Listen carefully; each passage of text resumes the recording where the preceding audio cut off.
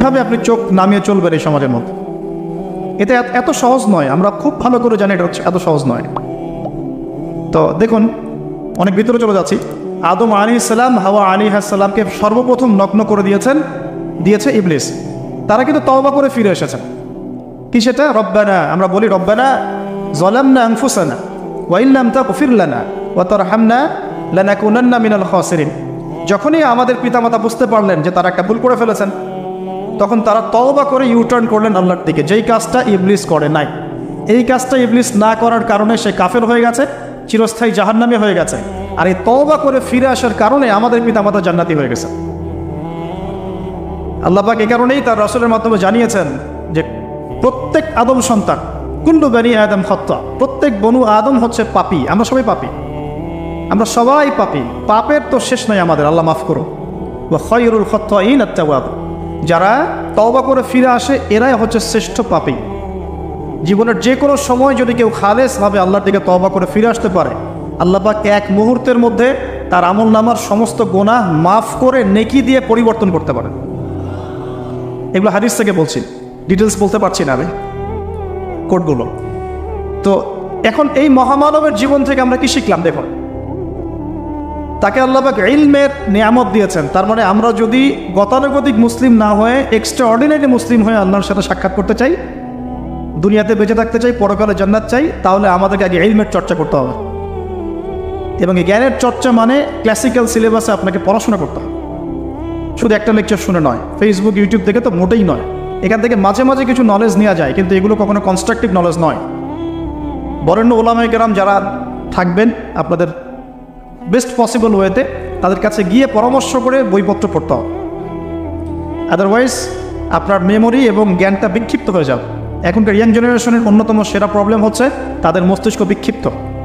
তাদের মস্তিষ্কে কনস্ট্রাকটিভ কোনো সিলেবাসে পড়াশোনা নাই। আজকে এই বই, কালকে ওই বই, কালকে আদনান ভাইয়ের লেকচার, পরশুদিন আজহারি ভাইয়ের লেকচার, তারপরের দিন আরেক ভাই, তারপর আরেক ভাই। আবার সমাজে তো এক একজন এক এক কথাও বলছে, তখন তার মাথাটা পুরো পাজলড, হ্যাঁ, ম্যাসাকার্ড। এই মাসালা এটা বলছেন, ওই মাসালা ওইটা, আর ওইটা কী হবে, ওইটা কী হবে। সলিউশন হচ্ছে ক্লাসিক্যাল ইসলামিক সিলেবাস পড়াশোনা করতে হবে। আমি খুব শর্ট করে গেলে সাবজেক্টগুলো বলে দিই আপনাদের। 1 নম্বর, ফার্স্ট অফ অল কোরআনুল কারীম। কোরআনুল কারীমের মধ্যে থাকবে authentic recitation, translation, Quranic grammar এবং অ্যারাবিক ল্যাঙ্গুয়েজ, 4টা বিষয়। তারপর থাকবে হাদিস নবী সাল্লাল্লাহু আলাইহি ওয়াসাল্লাম। হাদিসের মধ্যে সহজ হাদিসের কিতাবগুলো পড়তে হবে। ফর এক্সাম্পল মিশকাতুল মাসাবিহ, রিয়াদুস সালিহিন, বুলুগুল মারাম, আপনার ফয়জুল কালাম, হাদিসে আরবাঈন, এরকম কিতাবগুলো আগে, তারপরে আস্তে আস্তে আস্তে আপনি কঠিন কিতাবের দিকে যাবেন। তবে এগুলো ওস্তাদ ছাড়া হয় না। এরপর দরকার হচ্ছে সিরাত, নবী সাল্লাল্লাহু আলাইহি ওয়াসাল্লামের পবিত্র জীবনী। এই জীবনী যার জানা নাই, সে তার জীবনটাকে রাসূলের সিরাতের আলোকে মেলাতে পারবে না। এবং দ্বীন ইসলাম নিয়ে কিছু করতে চাইলে রাসূলের সিরাতের সুন্নাহ মাফিক করতে পারবে না। এরপর দরকার ইকোনমিক্সের জ্ঞান, ইসলামিক ইকোনমিক্স অবশ্যই। তারপরে দরকার হচ্ছে ইসলামিক ইতিহাসের জ্ঞান, ফিকহের জ্ঞান, আকীদার জ্ঞান, উসুলের জ্ঞান। এভাবে একটা কনস্ট্রাকটিভ সিলেবাস দাঁড়ায়। তারপরে গিয়ে একজন মানুষের জ্ঞানটা পাকাপোক্ত হবে। সময় লাগুক না, 10 বছর, 15 বছর, 20 বছর। আমরা দোয়া করি আল্লাহর কাছে, আল্লাহ পাক আগামী পুরো 20 বছর আমাদেরকে পড়াশোনা করার তৌফিক দান। পড়তে থাকবো। আমাদের বেশি কথা বলার দরকার নেই, পড়তে থাকবো, জানতে থাকবো।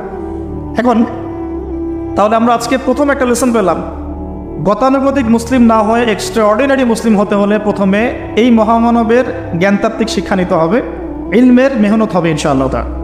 আল্লাহ পাক আমাদের সবাইকে জ্ঞানের মেহনত করার তৌফিক দান করুন এবং আমাদের পরিবারে জ্ঞান প্রতিষ্ঠার তৌফিক দান করুন, আমাদের বাচ্চাদের মধ্যে সেই জ্ঞান প্রবেশ করানোর তৌফিক দান করুন। আর প্রয়োজন হচ্ছে তাওবাহ, আত-তাওবাহ।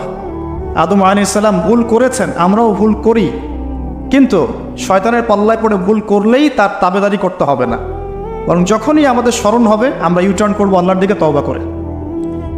দ্বিতীয় মেসেজ হচ্ছে বেশি বেশি তওবা ইস্তেগফার করব। দিনে কমপক্ষে 100 বার পড়তে পারি আস্তাগফিরুল্লাহাল্লাযী লা ইলাহা ইল্লা হুয়াল হাইয়ুল কাইয়্যুম ওয়া আতুবু ইলাইহি, অথবা এতটুকু অ্যাটলিস্ট আস্তাগফিরুল্লাহ ওয়া আতুবু ইলাইহি, আস্তাগফিরুল্লাহ ওয়া আতুবু ইলাইহি, ব্যাস এতটুকু। নবী সাল্লাল্লাহু আলাইহি ওয়াসাল্লাম দিনে 100 বার তওবা করতেন, কোনো হাদিস এসেছে 70 বার তওবা করতেন।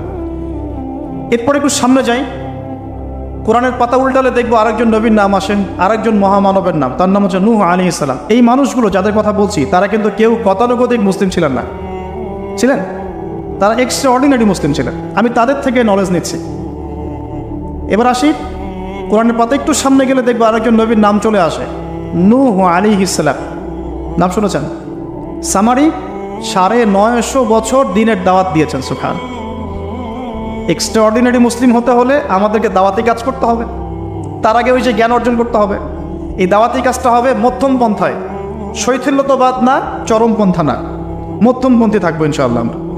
এখানে অনেক সময় মধ্যমপন্থী থাকতে গিয়ে কিছু মানুষ হিকমতের দোহাই পেরে শৈথিলতাবাদী হয়ে যায়। আমি মনে বুঝাতে পারি না, কিছু মানুষ মধ্যম পন্থার দাওয়াতের কথা বলেও হিকমতের দোহাই দিয়ে কখনো কখনো শৈথিলতাবাদী হয়ে যায়। এটাও ঠিক, ওটাও ঠিক, এটাও চলে, ওটাও চলে, এদিকে চলে আসে। আবার কিছু মানুষ মধ্যম পন্থার কথা বলে অনেক সময় খুব ওভার এগ্রেসিভ পদক্ষেপে চলে যায়। দুটোই উম্মার জন্য ক্ষতিকর। এই জন্যই ক্লাসিক্যাল ওলামায়ে কেরামের সাথে পরামর্শ ভিত্তিক চলাফেরা করা উচিত। তাহলে তারা ডাইরেকশন দিতে পারবেন যে কোনটা এই প্রেক্ষাপটে করা উচিত, কোনটা করা উচিত না। তো নূহ আলাইহিস সালামের জীবন থেকে আমরা শিখছি দাওয়াতের মেহনত করতে হবে। এটা আমি আজকেও শিখলাম নতুন করে। নিজের মধ্যেই মনে হলো যে আমার সামনে যে ভাই গাড়ি ড্রাইভ করছেন তাকে তো দুটো কথা বলতে পারতাম, কেন বললাম না? যে ইমামের পিছনে নামাজ পড়ে আসলাম তাকে তো দুটো কথা বলতে পারতাম, কেন বললাম না? বলতে পারতাম যে ইমাম সাহেব আপনি শুনুন, নবী সাল্লাল্লাহু আলাইহি ওয়াসাল্লাম বলেছেন দুনিয়ার সবচাইতে নিকৃষ্ট চোর হচ্ছে সে ব্যক্তি যে রুকু সেজদা ঠিক মতো আদায় করে না। চুরি করলে চোরের হাত কেটে ফেলতে হয়। যদি কেউ আমার ফোনটা চুরি করে, ইসলামিক লস কি বলছে? তার হাতটা কেটে ফেলতে হয়। আর নবীজি বলছেন সবচেয়ে নিকৃষ্ট চোর সে ব্যক্তি যে ব্যক্তি রুকু সেজদা ঠিক মতো আদায় করে না। তো আমরা এরকম দাওয়াতের অনেক ক্ষেত্র পাই। নিজেও ফিল করলাম যে না, আসলে মনে হয় আমি পরিপূর্ণ দায়ী হতে পারছি না। আমি তো যে বিমানে আসলাম তার কেবিন ক্রুদেরকে দাওয়াত দিতে পারতাম, অ্যাটলিস্ট শালীনতার একটা আয়াত শোনাতে পারতাম যে এই পোশাকগুলো মেয়েদের পরা উচিত হয়। যে পোশাকটা আপনি পরে আছেন, আকাশে উঠছে, সুবহানাল্লাহ, 1 সেকেন্ডের মধ্যে প্লেন ক্র্যাশ করতে পারে। পসিবল? Not possible. 1 সেকেন্ডের মধ্যে। সেখানে আমি কিভাবে আল্লাহর জিকির বাদ দিয়ে বেহায়াপনা লিপ্ত হতে পারি? বিশ্বাস করেন, হয়তোবা আমি একটু দুর্বল মনের মানুষ কিনা জানি না, কিন্তু আমি এয়ারে উঠলে আমার সবসময় ফিকির থাকে লা ইলাহা ইল্লাল্লাহ লা হাওলা ওয়ালা কুওয়াতা ইল্লা বিল্লাহ আস্তাগফিরুল্লাহ ওয়া আতুবু ইলাইহি। মানে আমি মনে হয় যে আল্লাহ পাক ধরে রেখেছেন আমাকে, এটা ফিল করে আল্লাহ ধরে রেখেছেন বলে যেতে পারছি। ওখানে আমরা কিভাবে নগ্নতা প্রদর্শনী করতে পারি, কিভাবে করতে পারি? তো দাওয়াতের অনেক ক্ষেত্র সামনে আসে। আপনার সন্তানকে, আপনার স্ত্রীকে, আপনার প্রতিবেশীকে, ড্রাইভারকে, সবজিওয়ালাকে আমরা দাওয়াত দিতে পারি। বাট আমি মনে হচ্ছে যে আমি আসলে কথাটা বলছি বড় গলায়, আমি এখন নিজেও এটা হতে পারি না। আল্লাহ পাক আমাদেরকে হওয়ার তৌফিক দান করুন। নূহ আলাইহিস সালাম 950 বছর দাওয়াত দিয়েছেন। একটা খালি এক্সাম্পল দিচ্ছি। তিনি সূরা নূহের মধ্যে আল্লাহ পাক বলেছেন, নূহ আলাইহিস সালাম আল্লাহকে বলছেন রব্বি, হে আমার রব, ইন্নী দাআউতু কওমি লাইলা ওয়া নাহারা, আমি আমার এই কওমকে প্রতিদিন প্রতি রাত দাওয়াত দিয়েছি। সুবহানাল্লাহ, প্রতিদিন প্রতি রাত। আজকে এসেছি, হয়তো 2-3 মাস পরে আপনাদের এখানে আবার আসতে পারি।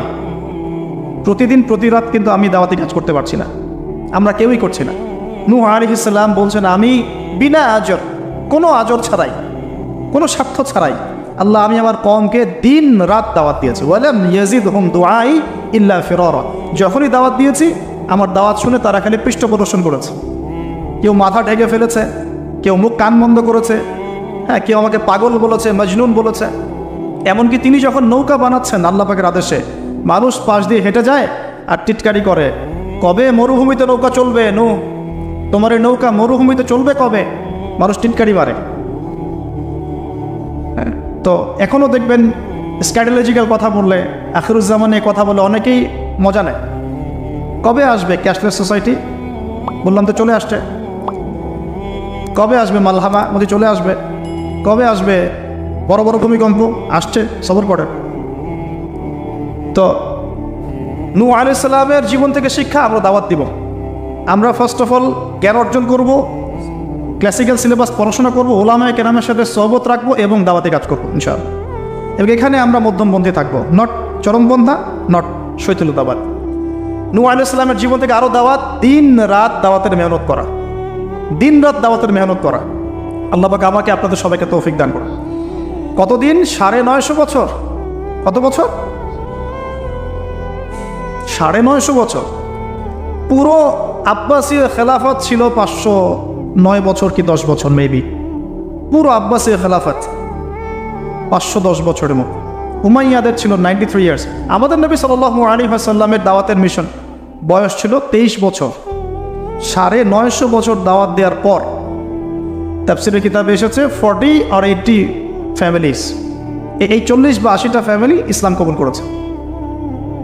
তার মানে এখানে শিক্ষা, এক্সট্রাঅর্ডিনারি মুসলিম হতে হলে দাওয়াতের মেহনতে হতাশ হওয়া যাবে না, লেগে থাকতে হবে, লম্বা সময় ধরে দাওয়াত দিতে হবে। আল্লাহ পাক আমাকে আপনাদের সবাইকে লম্বা সময় ধরে বিশ্বে দাওয়াতি কাজ করার তৌফিক দান করুন। আর সামনে যাই। নিজের ছেলে ইসলাম কবুল করে নাই নূহ আলাইহিস সালামের, নিজের স্ত্রী ইসলাম কবুল করে নাই। তার মানে আমাদের ফ্যামিলিগুলো এমন হতে পারে যে ফ্যামিলি নিজের ছেলে কথা শুনছে না, নিজের স্ত্রী কথা শুনছে না। পরোয়া করতে হবে না, তাদের পরোয়া করতে হবে না, শুধু দাওয়াত দিতে হবে। সেই অবস্থা লূত আলাইহিস সালামেরও, তারও স্ত্রী ইসলাম কবুল করছে না। আল্লাহ পাক তাদেরকে ধ্বংস করেছেন। নূহ আলাইহিস সালাম লূত আলাইহিস সালামকে উদ্ধার করেছেন। এখানে আমরা আমাদের দিনী বোনদেরকে রিকোয়েস্ট করব, আপনারা সবাই আপনাদের ফ্যামিলিতে খাদিজা রাদিয়াল্লাহু আনহা, আয়েশা রাদিয়াল্লাহু আনহা রোল প্লে করে। নূহ আলাইহিস সালাম আর লূত আলাইহিস সালামের স্ত্রী রোল প্লে করবেন না। আনফর্চুনেটলি এখনকার যে বিজি সিটিসগুলো, মানে যেগুলো আমরা বলি বস্তুবাদী শহরগুলো, ফ্যামিলিগুলো দিন দিন ক্রাশ করছে। সম্পর্কের টানাপোড়া, বিচ্ছেদ, ডিভোর্স, আকীদা আদর্শের মিল নাই, স্বামী ইসলাম প্র্যাকটিস করলে স্ত্রীর সমস্যা, স্ত্রী প্র্যাকটিস করলে স্বামীর সমস্যা। এই প্রবলেমসগুলো আমাদেরকে সলভ করতে হবে। আল্লাহ পাক আমাদেরকে সবর করার তৌফিক দান করুন। পারিবারিক তালিমটা খুব বেশি ইম্পর্টেন্ট। পরিবারের তালিম চালু করা উচিত। পরিবারে কোরআন এবং হাদিসের কিতাবগুলো থেকে দার্সের ব্যবস্থা করা উচিত এবং সপরিবারেই ওলামায়ে কেরামদের সাথে পরামর্শ করে চলা উচিত। ইনশাআল্লাহ ভালো হবে। আল্লাহ পাক তৌফিক দান করুন। আমি নূহ আলাইহিস সালামের আরেকটা কথা বলে শেষ করি। শেষে যখন নৌকা ডুবছে, তিনি তার ছেলেকে তখনও পিতৃস্নেহে ডাকছেন, নৌকায় আসো বাবা। ছেলে বলছে যে আমি পাহাড়ে উঠে যাব, ইয়াসিমুনি মিনাল মা, এই পাহাড় আমাকে পানি থেকে বাঁচাবে। নূহ আলাইহিস সালাম বলছেন, আল্লাহ তুমি আমার ছেলেকে বাঁচাও, ইন্নাহু মিন আহলি, সে আমার পরিবারের একজন। আমরা বলি না আমাদের সন্তানদের ক্ষেত্রে, আল্লাহ পাক বলছেন লাইসা মিন আহলিক, সে তোমার পরিবারের কেউ না।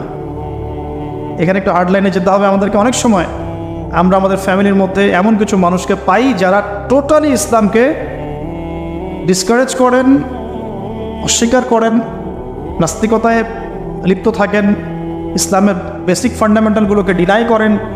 এই ব্যাপারে কঠোর হওয়া উচিত। আল্লাহ পাক আমাদেরকে বোঝার তৌফিক দান করুন। পাতা উল্টালে এরপর একজন নবীর নাম আসে না, আসে একজন নেতার নাম। মুসা আলাইহিস সালামকে আল্লাহ পাক একটা বিজয় অভিযান দিয়েছিলেন বাইতুল মাকদাস, অনেকে বলেন মাকদিস, আমাদের দি স্টেট অফ ইসরায়েল যেটা দখল করে আছে। এটা নিয়ে তো অনেক বলেছি আগে, আজকে আর বলছি না। পৃথিবীতে সবচেয়ে বড় জালেম সভ্যতা যদি কেউ থেকে থাকে, এটা সেটা।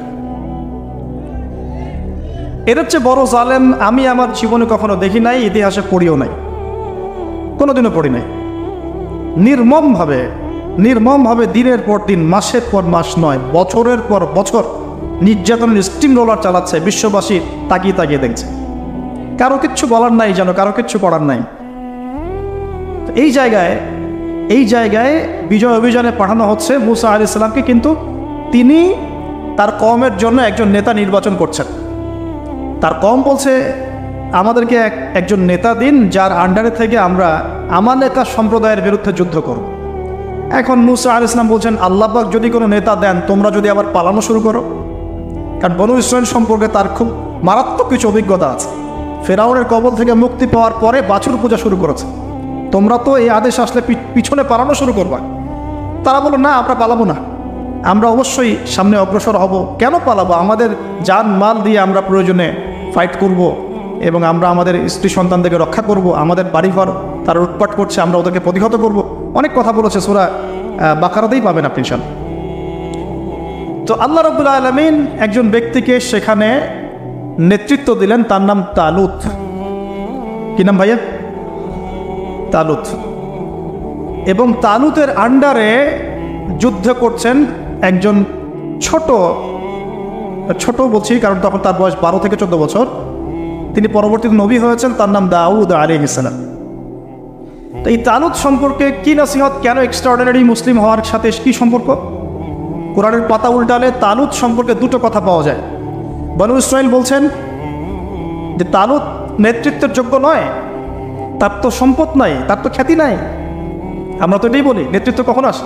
খ্যাতি আছে আপনার, আপনি নেতা হওয়ার যোগ্য, সম্পদ আছে, আপনি নেতা হওয়ার যোগ্য। আমাদের থটসটা এরকম, এটা বনু ইসরাইলের ইহুদিদের থটস, ঠিক আছে? কিন্তু আল্লাহ পাক বলছেন, সূরা বাকারাতে আছে যে আল্লাহ রাব্বুল আলামিন তাকে দিয়েছেন বাসতাতাউ ফিল জিসমি ওয়াল ইলম। তালুতকে আমি নেতৃত্ব দিয়েছি কারণ তালুতকে আমি আল্লাহ দুটো নেয়ামত দিয়েছি। এক হচ্ছে শারীরিক ফিজিক্যাল শক্তি এবং সুস্থতা, এবং জ্ঞানের প্রজ্ঞার পারদর্শিতা। তাহলে নেতৃত্বের দুটো গুণ পেলাম, প্রজ্ঞা, জ্ঞান এবং শারীরিক সুস্থতা, শক্তি। এক্সট্রাঅর্ডিনারি মুসলিম হতে হলে আমাদের সবাইকে সুস্থ থাকতে হবে, ফিজিক্যালি স্ট্রং থাকতে হবে। এটার জন্য এখনকার লাইফস্টাইল ত্যাগ করতে হবে। You have to change your food habits and lifestyle. আমাদেরকে এক্সট্রাঅর্ডিনারি মুসলিম হতে হলে অবশ্যই ফিজিক্যালি ফিট থাকতে হবে। তালুতকে আল্লাহ পাক ফিটনেস দিয়েছেন, আর ফিটনেস কীভাবে আমরা রক্ষা করব আমরা বুঝবো। এটা খাওয়ার দাওয়ার, ঘুমানো, স্পেশালি ঘুমানো, ঘুম থেকে ওঠা, ফজরের পরের জগিং, প্রয়োজনে জিম এবং ফুড হ্যাবিট চেঞ্জ করা। রাসূল সাল্লাল্লাহু আলাইহি ওয়াসাল্লামের প্রফেটিক লাইফস্টাইল ফলো করলে ইনশাআল্লাহ আমরা সুস্থ থাকবো। আল্লাহ পাক আমাদের সবাইকে, আমি সহ আপনাদের সবাইকে আল্লাহ পাক সুস্থতার নিয়ামত দান করুন, এবং আল্লাহ পাক আমাদের সবাইকে দীর্ঘ নেক হায়াত দারাজ করুন। এই হায়াতকে আল্লাহর দ্বীনের জন্য ব্যয় করার তৌফিক দান করুন। আরেকটা হচ্ছে ইলম, আবারও জ্ঞানের কথা আসলো। তালুতকে আমি জ্ঞান দিয়েছি। ইউতাল হিকমা, আল্লাহ পাক বলছেন যে ওয়ামা ইউতাল হিকমাতা ফাকাদ উতিয়া খায়রান কাসীরা, যাকে প্রজ্ঞা দেয়া হয়েছে তাকে প্রচুর প্রচুর প্রচুর কল্যাণ দেওয়া হয়েছে। সুবহানাল্লাহ। পাতা উল্টাই সামনে যাই, এক্সট্রাঅর্ডিনারি মুসলিম ছিলেন আরেকজন, তার নাম হচ্ছেন দাউদ আলাইহিস সালাম, যিনি তালুতের বাহিনীতে যুদ্ধ করছেন। আমালিকা সম্প্রদায়ের মধ্যে অনেক বিশাল দেহি কিছু মানুষ ছিলেন, তার মধ্যে একজনের নাম জালুত। ওই জালুত নাকি একাই 100 জনের সাথে লড়াই করতে পারত। তো তালুত যখন নদী পার হচ্ছে তখন বলেছিল যে কেউ পানি খাবে না, শুধুমাত্র 1 ঢোক পানি খেতে পারবে। যে ব্যক্তি পানি খাবে ফালাইসা মিন্নি, সে আমার কিন্তু অন্তর্ভুক্ত হতে পারবে না। তাফসীরে আসছে মাত্র 313 জন সৈন্য পানি না খেয়ে থাকতে পেরেছে। ওই যে বদরে 313 জন, ঠিক তালুতের যুদ্ধেও 313 জন। এটা অনেকে জানেন না, বদর যুদ্ধ হয়েছে 313 জন সাহাবী, তালুতের সাথেও ছিল মাত্র 313 জন। আর এদিকে আমালিকা সম্প্রদায়ের বিশাল বাহিনী। এখন আমালিকা সম্প্রদায়ের মধ্যে এক যোদ্ধা আছে, তার নাম জালুত, যে একাই 100 জনের সাথে লড়াই করতে পারে। আল্লাহ রাব্বুল আলামিন তার সাথে মোবারাজার জন্য দাউদ আলাইহিস সালামকে আদেশ করছে। দাউদ আলাইহিস সালামের বয়স তখন 14 বছর। বলা হচ্ছে তাফসীরের কিতাবে, দাউদ আলাইহিস সালাম দূর থেকে একটা যে গুলতি বলি আমরা, বাতুল গুলতি টাইপের, এগুলো নিক্ষেপ করে এটা সরাসরি তার এই 2 চোখের মাঝখানে গিয়ে লাগিয়ে দিয়ে তার ইন্তেকাল হয়ে গেছে, মৃত্যু হয়ে গেছে। জালুত শেষ। এটা দেখে আমালিকা সম্প্রদায় পিছনে বাড়ানো শুরু করেছে। 313 জন নিয়ে এই মুসা আলাইহিস সালামের নেতৃত্বে, তালুতের নেতৃত্বে এই বাহিনী বাইতুল মাকদিস বিজয় করেছিল। এই বাইতুল মাকদিসের হিস্ট্রি অনেক অনেক প্রাচীন। এরা তো এখানকার নতুন আবর্জনা, এরা এখানকার নতুন নব্য আবর্জনা, কারণ এর হিস্ট্রি অনেক লম্বা, অনেক লম্বা। এর হিস্ট্রি এত লম্বা যেটা নিয়ে একটা কিতাবই লেখা যায়, যে জেরুজালেমের হিস্ট্রি, এই ইতিহাস পড়ে দেখ। তো যাই হোক, এখন দাউদ আলাইহিস সালাম থেকে আমাদের কি শিক্ষা আছে একটু দেখি। এক্সট্রাঅর্ডিনারি মুসলিম হতে হলে কি করতে হবে? দাউদ আলাইহিস সালাম সম্পর্কে আল্লাহ রাব্বুল আলামিন দুটো কথা বলেছেন। এক, আল্লাহ রাব্বুল আলামিনের কাছে দাউদ আলাইহিস সালামের নামাজ অনেক অনেক বেশি পছন্দের ছিল, এবং আল্লাহ রাব্বুল আলামিন দাউদ আলাইহিস সালামের রোজাটা অনেক বেশি পছন্দ করতেন। আমরা কি জানি তিনি কেমন করে রোজা রাখতেন? একদিন রোজা রাখতেন, পরের দিন রাখতেন না, তারপরে আবার রাখতেন, তারপর রাখতেন না, তারপর আবার রাখতেন, তারপর রাখতেন না। এইভাবে তিনি সারা বছর রোজা রাখতেন। সুবহানাল্লাহ। এবং রাতের বেলা এত চমৎকার করে জাবুর তেলাওয়াত করতেন আর নামাজে দাঁড়িয়ে থাকতেন, তার এই জাবুরের তেলাওয়াত শুনতে পাখি, অনেক তাফসীর আসছে পাখি, মাছ, অন্য প্রাণী তারা এসে চুপ করে বসে তার তেলাওয়াত শুনত। এগুলো কোনো গাল গল্প নয়। বিশ্বাস করেন আল্লাহ পাকের এই পৃথিবীতে যত মাখলুক আছে সবাই আল্লাহর ইবাদত করে, সবাই। আল্লাহ পাক তো আমার নামাজের মুখাপেক্ষী নন। আসমান নামাজ পড়ছে, জমিন নামাজ পড়ছে, চন্দ্র সূর্য নামাজ পড়ছে, পাহাড় পর্বত নামাজ পড়ছে। একজন সুফি পীর সাহেবের সাথে সাক্ষাৎ হয়েছিল, তিনি বলেছেন যে আমাদের বডির মধ্যে যে কীটপতঙ্গগুলো থাকে সেগুলো তাসবিহ পাঠ করে। তো আল্লাহ পাক তো আমার নামাজের মুখাপেক্ষী নন। তো এখান থেকে এক্সট্রা অর্ডিনারি মুসলিম হতে হলে, আহসান হতে হলে আমাদেরকে নামাজ ঠিক করতে হবে। আল্লাহ পাক আমাদের সবাইকে দাউদ আলাইহিস সালামের মতো সুন্দর করে নামাজ পড়ার তৌফিক দান। আর দাউদ আলাইহিস সালামের এই সুন্নতের উপর আমল কে করেছেন সবচেয়ে বেশি? আমাদের নবী মুহাম্মদ সাল্লাল্লাহু আলাইহি ওয়াসাল্লাম। অ্যাটলিস্ট আমরা তার উম্মত, তার মতো করে নামাজটা তো পড়তে শিখব। বিশ্বাস করেন এখন ম্যাক্সিমাম মসজিদ, আমি এখানকার অবস্থা জানি না, আমি আমার লোকালিটির কথা বলছি, ম্যাক্সিমাম মসজিদ বাইতুল্লাহ থেকে এখন বাইতুল নাস হয়ে গেছে। বুঝতে পারেননি? বাইতুল্লাহ মানে আল্লাহর ঘর, যেখানে আল্লাহর বিধান চলবে, আল্লাহর মতো, আল্লাহ যেভাবে সন্তুষ্ট হন সেই নামাজ চলবে। এখন চলছে বাইতুল নাস, মানুষের সন্তুষ্টির নামাজ, মানুষের সন্তুষ্টির নামাজ। মসজিদ কমিটির, অনেক মসজিদ কমিটির সভাপতি সব সুদখোর, ঘুষখোর, দুর্নীতিবাজ ভর্তি। ইমাম সাহেব কিছু বলতেও পারে না, বেচারা কি বলবে? বললেই তো চাকরি শেষ। একদিন এক ইমাম সাহেবের সাথে গল্প হচ্ছিল, তিনি বলছেন যে আমি ভাই প্রথম দিন খুতবা দিয়েছি সুদের উপরে, প্রথম দিন খুতবা দিয়েছি সুদের উপরে, তারপরে আমাকে সুন্দর করে রিমান্ডে নিয়ে নিল আর কি কমিটি, তারপরে তওবার উপরে আমি আলোচনা করেছি, তওবার উপরে আলোচনা। এগুলো কিন্তু বাস্তবতা। বাইতুল নাস হয়ে গেছে মসজিদগুলো এখন। নামাজের কোনো আধ্যাত্মিকতাই পাচ্ছেন না আপনি, মারেফতি নাই। এই যে আমরা দাঁড়িয়ে বলি আউযু বিল্লাহি মিনাশ শাইতানির রাজিম মিন নাফসিহি ওয়া নাফসিহি ওয়া হামজিহি, কত পার্সেন্ট মানুষের অর্থ জানে? আমরা বলি বিসমিল্লাহির রহমানির রহিম, এই বিসমিল্লাহির রহমানির রহিম, বিসমিল্লাহ, বিস খালি এতটুকু সিনটা শোনা যায়, বাকি আর কিছু শোনা যায় না। অথচ শুধু এই বিসমিল্লাহর প্রতি সম্মান প্রদর্শন করার জন্যে আল্লাহ পাক সাবার রানী বিলকিসকে ইসলাম কবুলের সৌভাগ্য দিয়েছিলেন। মনে আছে সুলাইমানের চিঠি? হয়তো অনেকে পড়েছেন। সুলাইমান আলাইহিস সালাম চিঠি দিয়েছেন, আমার কাছে আত্মসমর্পণ করো। তো রাজার পরিষদ সবাই বলছে আমরা উলুল কুওয়া, আমরা শক্তিশালী, আদেশ করেন লড়াই করব। বিলকিস বলছে না, ইন্নাহু মিন সুলাইমান, এটা সুলাইমানের পক্ষ থেকে আসছে। ওয়া ইন্নাহু বিসমিল্লাহির রহমানির রহিম, এখানে আছে পরম করুণাময় অসীম দয়ালু আল্লাহর নামে শুরু করছে।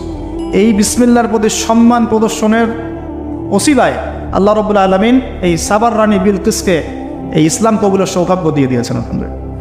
বিসমিল্লাহ ঠিক নাই তেলাওয়াতে, কোরআন তেলাওয়াত ঠিক নাই নামাজের মধ্যে, এক একটা হরফের উচ্চারণ কোথায় কি হচ্ছে কি বুঝতেই পারছি না আমরা। আলহামদুলিল্লাহ রাব্বিল আলামিন কি পড়লো আল্লাহই ভালো জানে।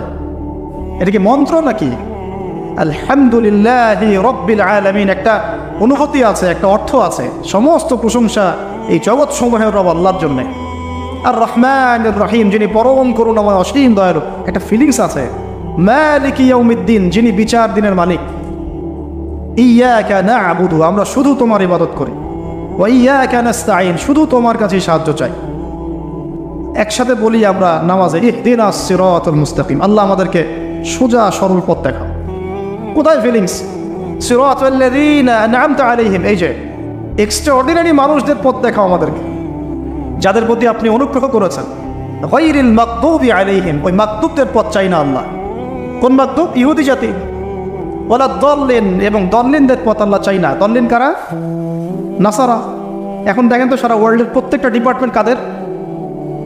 ইহুদি নাসারা, ইহুদি নাসারা, ইহুদি নাসারা, ইনক্লুডিং আমাদের বাথরুমের টয়লেটস, মানে বাথরুমের কমোড। আপনার আমাদের বাথরুম থেকে নিয়ে গ্লোবাল সিস্টেম কোনটা ওদের বাইরে আছে বলেন? হ্যাঁ, ওদের ভালো জিনিস নেওয়া যাবে না এমনটা নয়, কিন্তু এমন নীতি আদর্শ নেওয়া যাবে না যেটা ইসলামের সাথে কনফ্লিক্ট হয়। কনফ্লিক্ট কি ইকোনমিক সেকশনে হচ্ছে না? রিবা কেন্দ্রিক ইকোনমিক সিস্টেম কি ইসলামিক? আল্লাহ সুবহানাহু ওয়া তাআলার ল বহির্ভূত পলিটিক্যাল সিস্টেম কি ইসলামিক? এটা নিজেই নিজেকে প্রশ্ন করি না। অ্যান্সার আপনি খুঁজে আপনার কবরে আপনি যান, কেউ কারোর সাথে লড়াই করছি না। এখন দেখুন, এই যে সূরা ফাতিহা অর্থ বুঝলাম না, একটা সূরা পড়ে গেলাম কুল হুয়াল্লাহু আহাদ। কি কুল হুয়াল্লাহু আহাদ মানে কি? এটা উচ্চারণই বা কেমন করে করতে হয়? কুল, বলুন, হুয়াল্লাহু আহাদ, তিনি আল্লাহ এক। এই যে কুল হুয়াল্লাহু আহাদ অনেকেই বলতে পারে না। কুল হুয়াল্লাহু আহাদ এটা কি সব একসাথে মিলে একটা শব্দ?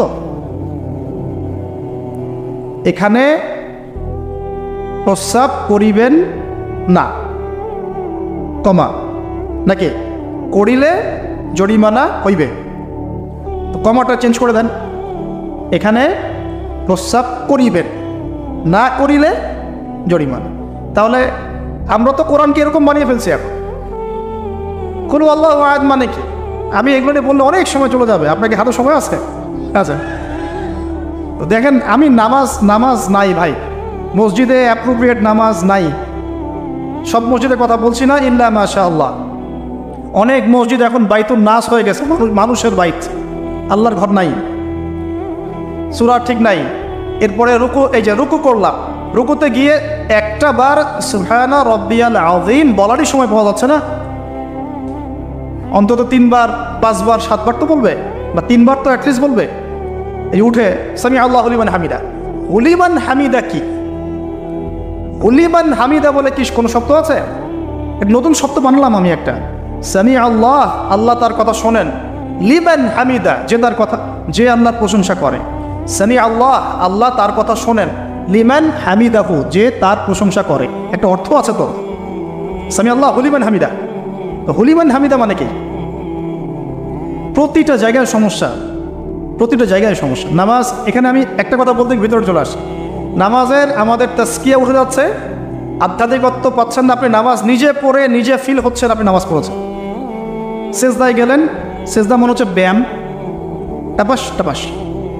মাঝখানে বসারও সময় নাই, মাঝখানে বসে যে একটু দোয়া পড়তে হয়, আল্লাহুম্মা গফিরনি ওয়ারহামনি, কত চমৎকার দোয়া। আল্লাহুম্মা গফিরলি, আল্লাহ আমাকে মাফ করে দাও। ওয়ারহামনি, আল্লাহ আমাকে রহম করো। ওয়াফিনি, আমাকে নিরাপত্তা দান করো। ওয়ারজুকনি, আমাকে রিজিক দান করো। এই তো দোয়া। নামাজের দোয়া বাদ দিয়ে নামাজের পরে লম্বা দোয়া। হ্যাঁ, নামাজের মূল দোয়াই নাই। আর আমাদের বাংলাদেশে কিছু গ্রাম আছে, ওখানে আবার দোয়া নিয়ে যে মারামারি আর ক্যাচার। এক একজন বিড়ি ফ্যাক্টরির মালিক, বিড়ি ফ্যাক্টরি, তামাক ফ্যাক্টরি, ওরা মসজিদে গন্ডগোল করে, দোয়া হাত তুলে করবে না করবে না, মানে বাদতেন। আল্লাহ হেফাজত করুন আমাদেরকে, আল্লাহ আমাদেরকে পরিপূর্ণরূপে নামাজ পড়ার তৌফিক দান। নামাজের প্রত্যেকটা বিষয় বুঝে বুঝে পড়লে এত মজা লাগে, এত স্বাদ লাগে, আপনি নামাজে ডুবে যাবেন। আর নবী সাল্লাল্লাহু আলাইহি ওয়াসাল্লাম কীভাবে সারা রাত নামাজ পড়তে পারেন, রাতের একটা লম্বা অংশ কেমন করে নামাজ পড়তে পারতেন? কারণ তিনি তো ফিল করতেন কি পড়তেছেন, তার তো ক্লান্তি লাগতো না। তার পা কখন ফুলে গেছে তার টেরি পাচ্ছেন না তিনি। কেন সাহাবীদের পা থেকে তীর ফলা যেত? কারণ নামাজে দাঁড়িয়ে তারা ডুবে গেছেন আল্লাহর মধ্যে। আল্লাহ, এটা তো বললে অনেকে আকীদার প্রশ্ন তুলবে। আসলে আল্লাহ পাকের সাথে আমি বিলীন হয়ে যাচ্ছে এখানে। এই বিলীন মানে কি? শারীরিক বিলীন। আমার মনন আল্লাহর প্রতি নিবদ্ধ হয়ে যাচ্ছে। এই তো নামাজ। এই নামাজ মেরাজুল মুমিন বলে না, আল্লাহর মুমিনদের জন্য মেরাজ। নামাজটাই তো মুমিনদের জন্য মেরাজ। তো মেরাজ মানে কি? সাক্ষাৎ, দেখা সাক্ষাৎ। তা আমাদের নামাজে তো আল্লাহর কোনো ফিলিংসই আসছে না। সেজদা করছে, সেজদায় নবীজি বলেছেন বেশি বেশি দোয়া করো, কারণ সেজদায় যে দোয়াটাই করবা কবুল হয়ে যাবে ইনশাআল্লাহ। তো সেজদায় তাসবিহ পড়ারই টাইম পাচ্ছি না, দোয়া করবো কখন? একটা দোয়া করতে গিয়ে দেখলাম ইমাম সাহেব তাশাহুদ শুরু করে দিয়েছে, আর আমি তাশাহুদ ধরতে গিয়ে দেখলাম তাশাহুদ শেষ করতে করতে সালাম শেষ, আমার দরুদ শরীফ বাকি আছে। তো ওই যে বিশ্বাস করেন আমি নামাজটা আবার দৌড়ায় পড়ে আসছি, মাগরিবের নামাজ। ছোটো ভাইকে নিয়ে বললাম পাশে দাঁড়া, নামাজ হয় নাই। কেন হয় নাই? রুকু সেজদা করতে পারি নাই, নামাজ হবে কীভাবে? এক ওয়াক্ত নামাজ চলে গেল, এই এক ওয়াক্ত নামাজ কি আমার জীবনে আবার ফিরে আসবে কিনা? আর আপনারাই বলেন তো, কিয়ামতের মাঠে সবচেয়ে প্রথম কোন আমলের হিসাব হবে? আমার এই বড় বড় কথা, দিন কায়েম, জিহাদ, এই সেই, হাবি জাবি, অনেক বড় বড় কথা, নামাজ ঠিক নাই, কি হবে? ফায়দা আছে কোনো? এই জিনিসটা যদি আমাদের সমাজ থেকে আস্তে আস্তে বিদায় নিতে থাকে তাহলে তো সমস্যা। আল্লাহ পাক আমাদের সবাইকে পরিপূর্ণ নামাজি হওয়ার তৌফিক দান করুন। একটা কথা বলতে গিয়ে অনেক ভিতরে চলে আসলাম। দাউদ আলাইহিস সালামের নামাজ আল্লাহর কাছে অনেক প্রিয় ছিল, আর তার সওম রোজা আল্লাহর কাছে অনেক প্রিয় ছিল। আমাদের সবাইকে আল্লাহ পাক এই মহামানবের জীবন থেকে নামাজ শেখার তৌফিক দান করুন, রোজা রাখার তৌফিক দান করুন। এবং কোরআনে তিনি জাবুর তেলাওয়াত করতেন, এত মধুর সুরে তেলাওয়াত করতেন, পাখি এসে তার তেলাওয়াত শুনতো, মাছ এসে তেলাওয়াত শুনতো। আমাদের তেলাওয়াত তো মাশাআল্লাহ করলে মানুষ বিরক্ত হচ্ছে, আমাদের তেলাওয়াত শুনে মানুষ বিরক্ত হচ্ছে। তো আল্লাহর ওয়াস্তে আমি একটু রিকোয়েস্ট করি সবাইকে, আল্লাহর ওয়াস্তে আপনারা সবাই বিশুদ্ধ করে তার তিলের সাথে কোরআন তেলাওয়াত করা শিখবেন ইনশাআল্লাহ। 1 বছর সময় লাগে লাগুক, 2 বছর লাগে লাগুক, 3 বছর লাগে লাগুক, তিনি নিজে 7 জন ওস্তাদের কাছে কোরআন তেলাওয়াত করা শিখেছেন। এর কোনো শেষ নাই। চমৎকার করে সুন্দর করে মাধুর্যের সাথে কোরআন তেলাওয়াত করা শিখুন। আল্লাহ পাক আমাদের সবাইকে ডেইলি অন্তত 1 পারা করে তেলাওয়াত করার তৌফিক দান। এতে ইনশাল্লাহ জীবনে বরকত হবে, হায়াতে বরকত হবে, রিজিকে বরকত হবে, আল্লাহর সাথে কানেকশন থাকবে, কোরআনের সাথে আপনার সম্পর্ক থাকবে। কোরআন কাল কিয়ামতে আপনার পক্ষে সাক্ষী দিবে। আল কোরআন হুজ্জাতুল লাকা ওয়া আলাই, কোরআন আপনার পক্ষে সাক্ষী দিবে বা বিপক্ষে সাক্ষী দিবে। আল্লাহ রাসূল বলেন লা হাসাদা ইল্লা ইসনাতাইন, 2 জন ব্যক্তি ছাড়া কারো প্রতি ঈর্ষা করা জায়েজ নাই। এক রাজুলুন আতা আল্লাহুল কোরআন, এমন একজন ব্যক্তি যাকে আল্লাহ পাক কোরআন দিয়েছেন, সুবহানাল্লাহ। ইয়াকুমু বিহি আনা আল-লাইল ওয়া আনা আন-নাহার, যে কোরআন কেন্দ্রিক, সে দিনের বেলা আমল করে, রাতে তাহাজ্জুদের নামাজ পড়ে। আরেকজন ব্যক্তি রাজুলুন আতাহুল্লাহু মালান, একজন ব্যক্তি যাকে আল্লাহ পাক সম্পদ দিয়েছেন, ইউনফিকু বিহি আনা আল-লাইল ওয়া আনা আন-নাহার, এই টাকা পয়সা মাল সম্পদ ইসলামের জন্য সে দিন রাত খরচ করে। এই 2 ব্যক্তি ছাড়া অন্য কারোর প্রতি ঈর্ষা করা যায়। আর এগুলো হাদিস তো অনেক শুনেছেন, প্রত্যেক হরফে 10 নেকি করে পাবেন। কোরআন আপনার পক্ষে সাক্ষী দিবে। সূরা বাকারা, যে ঘরে তেলাওয়াত করা হয় সূরা বাকারা, শয়তান সেই ঘর থেকে দূর দূর করে পালিয়ে যাবে। সূরা আলী ইমরানের শেষের 10 আয়াত মুখস্থ করবেন, সূরা বাকারার শেষের 3টা আয়াত মুখস্থ করবেন, সূরা হাসরের শেষের 3টা-4টা আয়াত মুখস্থ করবেন, সূরা কাহাফের প্রথম 10টা আয়াত মুখস্থ করবেন, সূরা কাহাফের শেষের 10টা আয়াত মুখস্থ করবেন। এরকম অনেকগুলো সূরা আছে, সূরা ফালাক, নাস, ইখলাস, সূরা ফালাক, নাস, ইখলাস, কাফিরুন ইত্যাদি। দাউদ আলাইহিস সালামের কথা শুনলাম, আরেকজন মহামানব। আর কয়েকজনের কথা জাস্ট সংক্ষিপ্ত করে টাচ করে শেষ করে দিচ্ছি। তার ছেলে সুলাইমান আলাইহিস সালাম, নাম শুনেছি তো? আল্লাহ পাক তাকে জিন জাতির উপর কর্তৃত্ব দিয়েছিলেন, বাতাসের উপর কর্তৃত্ব, তার আংটিতে, তার লাঠি, সিংহাসন। এক কথায় তাকে আল্লাহ পাক এত বড় রাজত্ব দিয়েছেন যেটা আল্লাহ পাক এর আগেও কাউকে দেন নাই, পরেও কাউকে দেন নাই। এখান থেকে আমরা শিখছি শক্তিশালী মুসলিম হওয়ার একটা নাসিহাত, শক্তিশালী মুসলিম হওয়া। তা আমাদের সবাইকে শক্তিশালী মুসলিম হওয়ার চেষ্টা করতে হবে, আল্লাহ পাক তৌফিক দান করুন। এই শক্তি গেইন করার চেষ্টা করতে হবে, আল্লাহ পাক তৌফিক দান করুন। দুর্বল মুমিনের চাইতে শক্তিশালী মুমিন আল্লাহর কাছে বেশি পছন্দের। এখানে ইসলামের শক্তি আমরা দেখতে পাচ্ছি। আরও সামনে যাই, পাতা উল্টাই, দেখবেন একজন অত্যন্ত অপূর্ব সুন্দর, আমাদের মুরাদ ভাইয়ের মতো অপূর্ব সুন্দর একজন মহামানবের কথা আছে, ইউসুফ আলাইহিস সালাম। আমরা সূরা ইউসুফ পড়তে শিখি নাই এখনো। আমরা সবাই মনে করি সূরা ইউসুফ মানে হচ্ছে ইউসুফ জুলাইখার প্রেম কাহিনী, আমরা এটাই মনে করি। সূরা ইউসুফকে আল্লাহ পাক সবচেয়ে শ্রেষ্ঠ উপন্যাস বলেছেন, আহসানুল কাসাস। একটু গভীরভাবে পড়ে দেখবেন অর্থগুলো। এটা ইউসুফ জুলাইখার প্রেম কাহিনী নয়, এটা ইউসুফ আলাইহিস সালামের সাথে তার বাবার মহব্বতের কাহিনী। এটা পিতা আর সন্তানের মহব্বতের কাহিনী। এত মহব্বত যে সন্তান 20 বছর আগে হারিয়ে গেছে, যে সন্তান কূপ থেকে রাজপ্রাসাদে, রাজপ্রাসাদ থেকে জেলখানায়, জেলখানা থেকে আবার মিশরের গভর্নমেন্ট মানে পলিটিক্যাল পাওয়ার এসেছেন। বাবা কিন্তু এটা জানেন না, কিন্তু সন্তান যখন একটা জামা পাঠিয়ে দিয়েছে, জামা, এই কমিজটা নিয়ে যাও, আমার বাবার চোখে দিও, বাবা দৃষ্টি ফিরে পাবে। ওই কমিজ নিয়ে যখন কিছু মানুষ আসছে তার বাসার সামনে, তিনি বলছেন, ইন্নী লা আজিদু রিহা ইউসুফ, আমি আল্লাহর কসম ইউসুফের গন্ধ পাচ্ছি। এটা মারা বুঝতে পারবেন, সন্তানের গন্ধ পাওয়া যায়। বাবারা বুঝবো, সন্তান মায়েদের আমাদের ছেলে মেয়েদের গন্ধ আমরা বুঝি, এটা আমার ছেলের গন্ধ, এটা মেয়ের গন্ধ। ইউসুফ আলাইহিস সালামের কামিজ আসছে 1200 মাইল দূর থেকে, আরও বেশি বা কম হবে। আর এখানে তার বাবা গন্ধ পাচ্ছেন, মহব্বত। এই কথাটা, এই আয়াতটা আসলেই চোখ দিয়ে পানি বের হয়ে যাবে। ইন্নী লা আজিদু রিহা ইউসুফ, আমি ইউসুফের গন্ধ পাচ্ছি। আর মানুষ বলছে আপনি পাগল হয়ে গেছেন, কতদিন আগে ইউসুফ চলে গেল, আপনি ইউসুফের কথা বলতে বলতে বলতে বলতে চোখ অন্ধ করে ফেললেন কাঁদতে কাঁদতে, এখন বলছেন যে ইউসুফের গন্ধ পাচ্ছেন। সুবহানাল্লাহ। তো সূরা ইউসুফ পিতা আর সন্তানের প্রেম কাহিনী, মহব্বতের কাহিনী, ট্র্যাজেডি লাইফের। ভাইদের ষড়যন্ত্রে চলে গেলেন কূপে, কূপ থেকে রাজপ্রাসাদে, রাজপ্রাসাদ থেকে জেলখানায়। জেনার আহ্বান করছে তাকে, তিনি বলছেন মাআযাল্লাহ, আমি আল্লাহর কাছে আশ্রয় প্রার্থনা করছি। এখানে আমরা সূরা ইউসুফ পড়তে গিয়ে ইউসুফ আলাইহিস সালামের বাহ্যিক সৌন্দর্য নিয়ে কথা বলি, তার চরিত্র তার বাহ্যিক সৌন্দর্য চেয়ে অনেক বেশি সুন্দর। সূরা ইউসুফ আলাইহিস সালামের এই যে জেনা থেকে মুক্ত থাকার শিক্ষা, এটা যদি আমাদের যুব সমাজ নিতে পারে ইনশাআল্লাহ অর্ধেক কাজ হয়ে যাবে ইনশাআল্লাহ। কত পার্সেন্ট যুবক আছে বলেন দেখি, একটু অনেস্টলি বলেন। সূরা ইউসুফ আলাইহিস সালামের মতো এরকম তাকওয়া, পরহেজগারিতা, জেনা মুক্ত জীবন যেমন করতে পারে।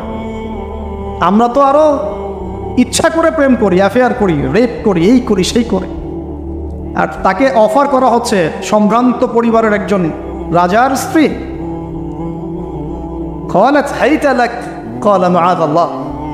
তাহলে এই মহামানব জীবন থেকে শিক্ষা আছে। আরেকটা বিষয় আছে রুইয়াল হক, এখানে সত্য স্বপ্নের কথা আছে। তাই যারা বেশি পরহেজগার হবেন আপনারা কিন্তু সত্য স্বপ্ন দেখবেন এবং স্বপ্নের সত্যতা ডিনাই করবেন না। শেষ জামানায় মুমিনের স্বপ্ন বেশি বেশি সত্য হবে। যদি সত্য স্বপ্ন দেখেন, ভালো স্বপ্ন দেখেন, প্রিয়জন কোনো প্রিয় মানুষকে বলবেন। যদি দুঃস্বপ্ন দেখেন, খারাপ স্বপ্ন দেখেন, কাউকে বলতে যাবেন। এখানে পড়লে আপনি দেখবেন কাফেরের স্বপ্ন সত্যি হয়েছে। আরেকটা স্ট্র্যাটেজি আছে সূরা ইউসুফে, এর আগে একটা লেকচারে বলেছিলাম। ইউসুফ আলাইহিস সালাম এমন অর্থনৈতিক পরিকল্পনা গ্রহণ করেছিলেন যার ফলশ্রুতিতে মিশরের লক্ষ লক্ষ মানুষ দুর্ভিক্ষ থেকে বেঁচে গেছে। সুবহানাল্লাহ।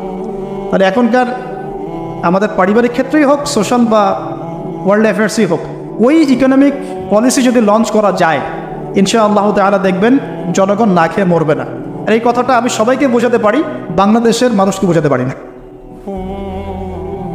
কারণ ইউসুফ আলাইহিস সালাম এখানে 7 বছর মেয়াদি একটা পরিকল্পনা নিয়েছেন। অপচয় করো না, যতটুকুতে কাজ হয়ে যায় এতটুকু ব্যবহার করো, বাকিটা সেভ করো। দুর্ভিক্ষ সামনে আসছে, তখন ইনশাল্লাহ বেঁচে যাবে তোমার। তাহলে সূরা ইউসুফ থেকে আমরা শিখলাম কি? রুইয়াল হক, সত্য স্বপ্ন, ক্যারেক্টার। আমরা শিখলাম এখানে চরিত্র পবিত্র রাখার ব্যাপার। শিখলাম পারিবারিক বাবা সন্তানের মহব্বত। এক্সট্রাঅর্ডিনারি মুসলিম হতে হলে এগুলো দরকার আছে। একটু সামনে যান, একজন ব্যক্তির নাম বলছে ইউনুস আলাইহিস সালাম, নাম শুনেছেন কিনা? আমরা সবাই জানি তিনি মাছের পেটে ছিলেন। কেন ছিলেন এটা অনেকে জানি না। কেন তিনি, কেন আল্লাহ পাক কেন তাকে মাছের পেটে পরীক্ষা করলেন? আল্লাহ পাক তাকে ওই পরীক্ষায় ফেলেছেন 3 দিন 3 রাত মাছের পেটে। তখন তিনি কি দোয়া করছেন? লা ইলাহা ইল্লা আনতা সুবহানাকা ইন্নী কুনতু মিনাজ জালিমিন। আল্লাহ পাক বলছেন সূরা সফফাতের মধ্যে, তিনি যদি এই দোয়াটা না পড়তেন লা লাবিসা ফি বাতনিহি ইলা ইয়াউমি ইউবআসুন, কিয়ামত পর্যন্ত তিনি মাছের পেটে থাকতেন। নাউজুবিল্লাহ। তাহলে এখান থেকে আমরা শিখলাম জীবনে অনেক চড়াই উতরাই আসবে, সবর করতে হবে। দাওয়াতের মেহনতে সবর করতে হবে। মানুষ কবুল করলো পড়লো না দেখার দরকার নাই, আমি আমার গতিতে দাওয়াত দিতে থাকবো। আর বিপদ আপদ যদি চলে আসে দোয়া ইউনুস পড়বো, বলবো লা ইলাহা ইল্লা আনতা সুবহানাকা ইন্নী কুনতু মিনাজ জালিমিন। আল্লাহ পাক যে কোনো বিপদ দূর করে দিবেন ইনশাআল্লাহ। সাক্ষাৎ মৌত থেকে আল্লাহ পাক এই দোয়া পড়লে বাঁচাতে পারেন। এটা কি মৃত্যুর মুখোমুখি ছিলেন না মাছের পেটের মধ্যে? ওখানে কিন্তু মাছ যখন বমি করে দিয়ে গেছে তীরে, তখন সেখানে লাউ গাছ উৎপন্ন করা হয়েছে, লাউ গাছ। তো এটাতে আপনারা বুঝে ফেলেন যে এর সাথে কি সম্পর্ক আছে। তো ইউনুস আলাইহিস সালামের জীবন থেকে শিক্ষা কি? এই দোয়া পড়বো, লা ইলাহা ইল্লা আনতা সুবহানাকা ইন্নী কুনতু মিনাজ জালিমিন। আরেকজন নবীর নাম আইয়ুব, মহামানব। অনেক দিন অসুস্থ, মনে আছে? দীর্ঘদিন অসুস্থ। এখানে একটা কথা বড় লোভ সামলাতে পারছি না, সালাত আমরা একসাথে পড়বো ইনশাআল্লাহ। আচ্ছা, সেটা হচ্ছে আইয়ুব আলাইহিস সালাম কখন এই দোয়া করেছেন? রব্বি আন্নী মাসানিয়াদ দুররু ওয়া আনতা আরহামুর রাহিমিন।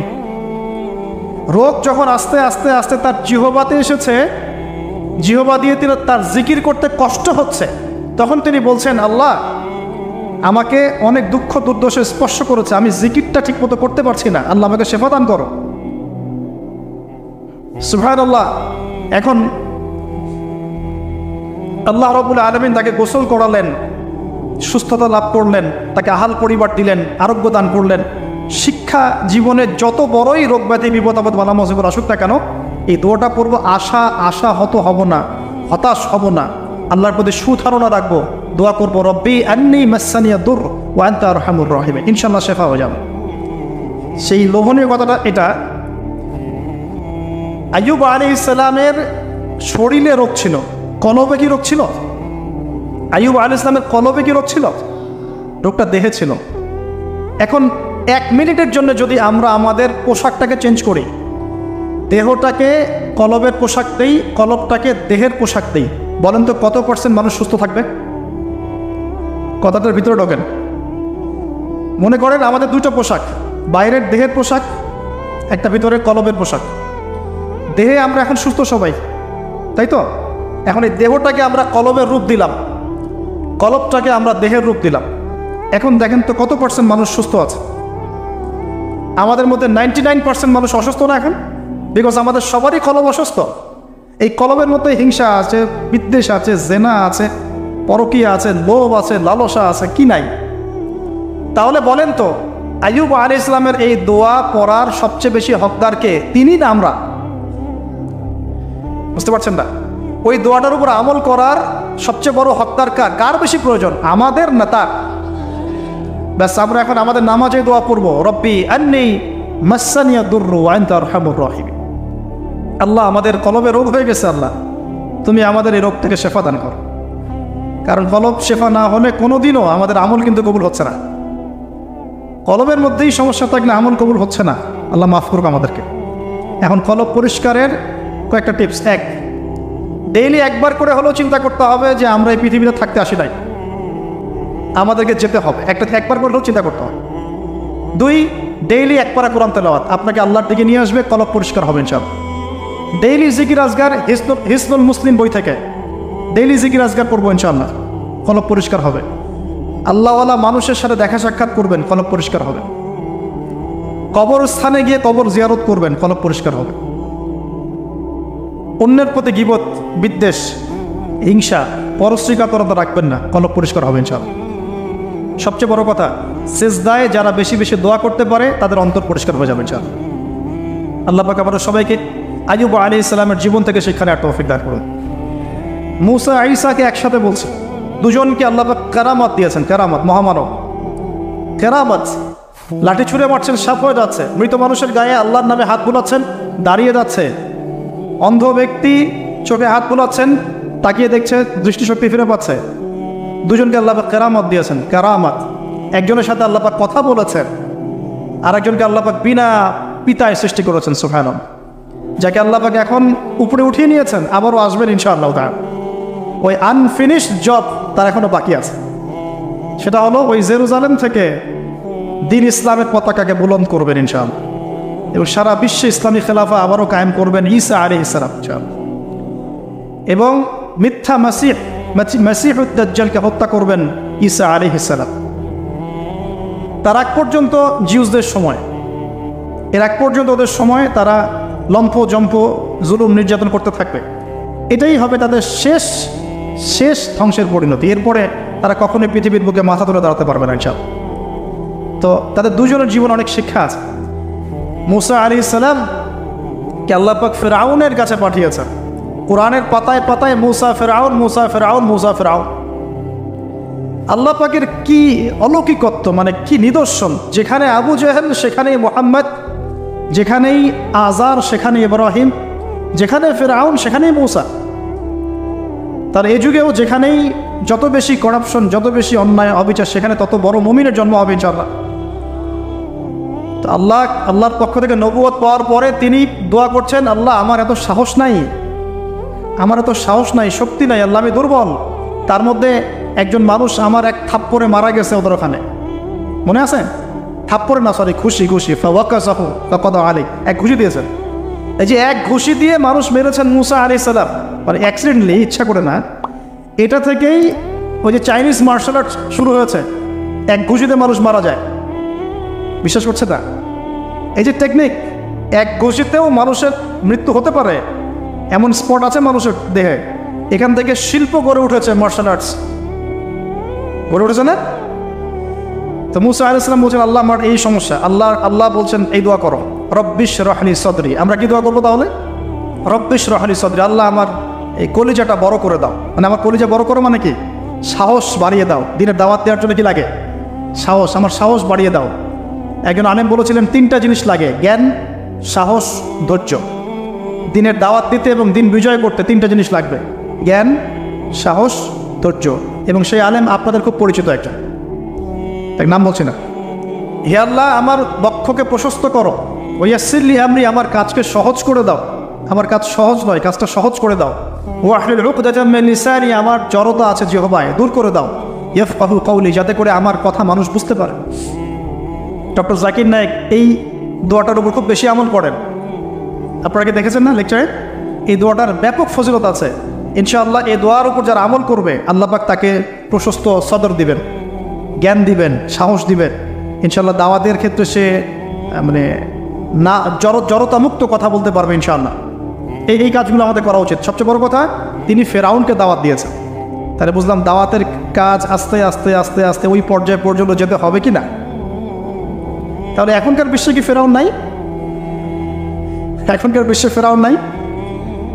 অল্প কিছু জায়গা বাদ দিয়ে ম্যাক্সিমামই তো ফেরাউন। অল্প কিছু জায়গা বাদ দিয়ে ম্যাক্সিমামই ফেরাউন, হামান, কারুন, নমরুদ। আর এই কথাটা বলার সৎসাহস থাকা উচিত।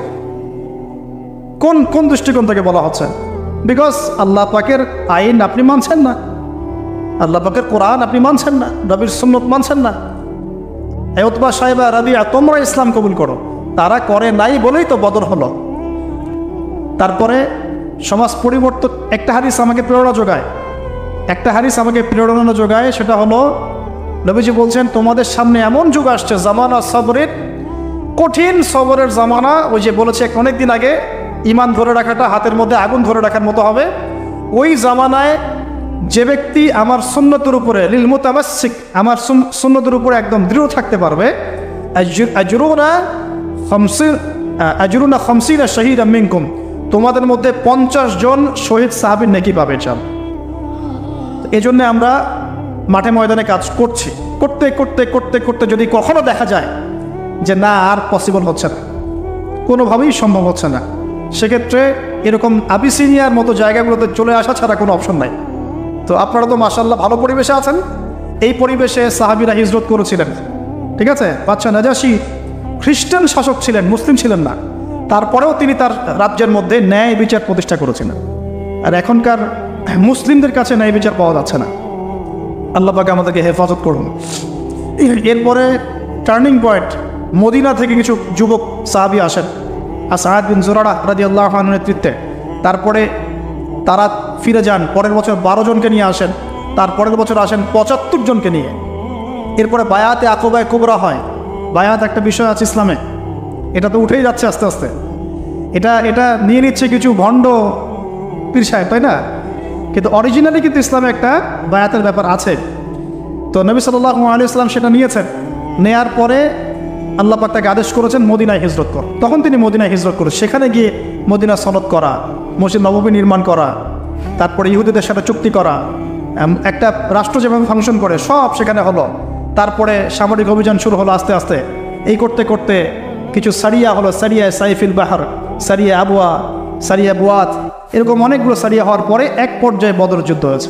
সরাসরি প্রথম বদর হয়নি, কিন্তু বদর যুদ্ধে জয়লাভ, পরে উহুদের যুদ্ধ পরের বছর, এই যুদ্ধের সাময়িক বিপর্যয়। তারপরে খন্দকে বাইন মানে ওরা কিন্তু ফিরে চলে গেল, আমাদের কোনো ক্ষতি করতে পারলো না। তারপরে নবী সাল্লাল্লাহু আলাইহি ওয়াসাল্লাম বলেন আজকের পর থেকে আমরাই অগ্রগামী হব, ওরা আমাদেরকে কিছু করতে পারবে না। এরপরে সামরিক অভিযান বাড়লো, দাওয়াতের মেহনত বাড়লো, আস্তে আস্তে আস্তে আস্তে মাশাআল্লাহ মাত্র 8 বছর 8 বছরের ব্যবধানে নবী সাল্লাল্লাহু আলাইহি ওয়াসাল্লাম প্রায় বিনা যুদ্ধে মক্কা জয় করলেন। কোন মক্কা? যে মক্কা থেকে আমাদেরকে চলে আসতে হয়েছে এক সময়। ইসলাম এভাবে বিজয় লাভ করেছে। আর আমাদের জন্য নবী সাল্লাল্লাহু আলাইহি ওয়াসাল্লামের এই মহামানবের জীবনই হচ্ছে উসওয়াতুল হাসানা।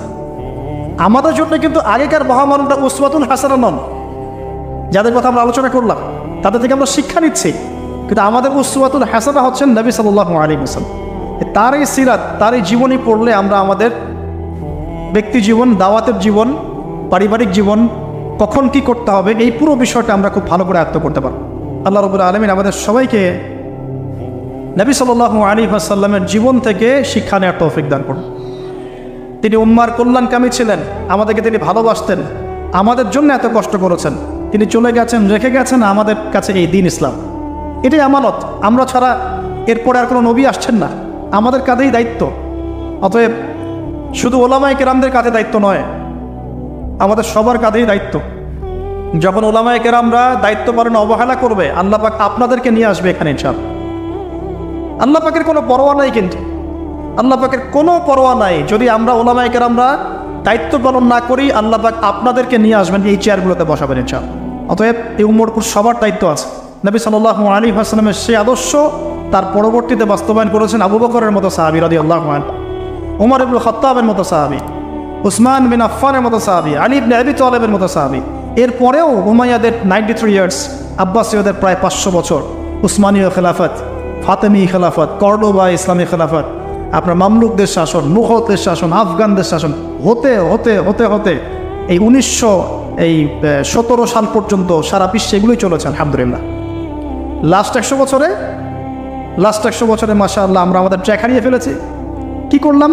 আমরা ঈমান থেকে সরে আসলাম, তাকওয়া থেকে সরে আসলাম, হারাম খাওয়া শুরু করলাম, জিনা করা শুরু করলাম, দিনী ইলম অর্জনের চেষ্টা করলাম না, পর্দার বিধান কায়েম করলাম না, দাওয়াতের মেহনত করলাম না, ইসলাম প্রতিষ্ঠার কোনো জজবা রাখলাম না, ইত্যাদি করতে করতে আমাদের উপরে তারা চেপে বসে গেল। আজকে এখন পর্যন্ত এই অবস্থাতেই আছে।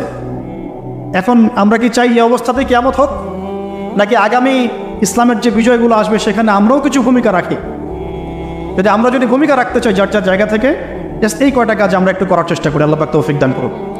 1, পুরো কোরআনটা পড়ব ইনশাআল্লাহ। 2, হাদিসের কিতাবগুলো মোতালা করবো ইনশাআল্লাহ। 3, আমরা যা জানবো ইমিডিয়েট আমল করার চেষ্টা করবো ইনশাআল্লাহ। এই জামানার আবু বকর ওমর হতে হবে আমাদেরকে, এই জামানার আবু বকর ওমর হতে হবে আমাদেরকে। দেখেন, ওনারা যদি এই জামানায় থাকতেন তাহলে কি ওই ভাষায় কথা বলতেন না এই ভাষায় কথা বলতেন? তো এই জামানার আবু বকর ওমররা হবে স্মার্ট, বিচক্ষণ, মুত্তাকি, পরেজগার, তিনি ইলম অর্জন করবে, তারা দ্বীনের জন্য ডেডিকেটেড থাকবে। আল্লাহ পাক আমাদের সবাইকে কবুল করুন, আমিন। প্রয়োজন 4 নাম্বার, আমাদের আদর্শ পরিবার, পারিবারিক মূল্যবোধে কোনো ছাড় দিব না ইনশাআল্লাহ। 5 নাম্বার, আমাদের সন্তানের যে ছোট ছোট বাচ্চারা যারা আছে, বাচ্চাদেরকে ডিনামাইট করে গড়ে তুলবেন ইনশাআল্লাহ তাআলা। বাচ্চাদেরকে একবারে ডিনামাইট, মানে জেনারেল নলেজ, ইসলামিক নলেজ, প্রত্যেকটা ডিপার্টমেন্ট যেন ওদের স্ট্রং থাকে ইনশাআল্লাহ। এবং ছোটোবেলা থেকেই ওদেরকে নামাজ, ইসলামিক নীতি নৈতিকতা, মূল্যবোধ দিয়ে বড় করবেন ইনশাআল্লাহ। আল্লাহ তৌফিক দান করুন। আরও প্রয়োজন হচ্ছে হালাল খাওয়া, আলহামদুলিল্লাহ এটাতে আমরা চেষ্টা করছি, আল্লাহ পাক বরকত দান করুন। আর কি দরকার হবে? উম্মার ঐক্যের চেষ্টা করা। আর 2-3টা পয়েন্ট হচ্ছে আমরা ফিজিক্যালি ফিট থাকার চেষ্টা করবো ইনশাআল্লাহ। হালাল খাওয়ার কথা বলেছি, এবং ফুডের ব্যাপারে সচেতন থাকবেন। ডিভাইস এডিক্টেড হবেন না, প্রাকৃতিকভাবে বড় হন, নিজেদের জীবনটাকে মূল্যায়ন করি, হায়াতটাকে মূল্যায়ন করি। এক একটা দিন, এক একটা রাত চলে যাচ্ছে, লাইফ থেকে চলে যাচ্ছে। আমরা আমাদের গোল্ডেন টাইমগুলোকে মূল্যায়ন করি, আমাদের মা বোনদেরকে পর্দায় রাখি, পারিবারিক মূল্যবোধগুলো সুন্দর করার চেষ্টা করি, দাওয়াতের মেহনত বাড়াতে থাকি, এবং অবশ্যই ইউনাইটেড থাকবেন।